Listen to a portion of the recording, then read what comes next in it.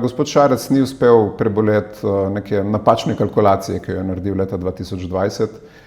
Seveda zato ves čas krivi Levico, ampak jaz potem moram vsakeč poudariti, da je Levica sklenila za takratno manjšinsko vlado, ki jo je vodil gospod Šarec, nek sporazum, v katerem smo imeli definiranih 10 projektov.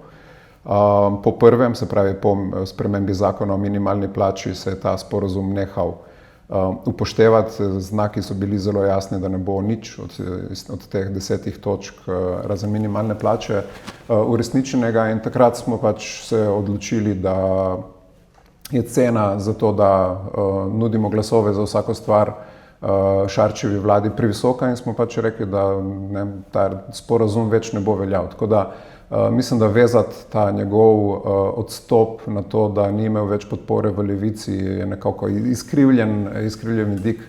Prava točka preloma je bilo to, da niso želeli ukiniti dopolnilnega zdravstvenega zavarovanja.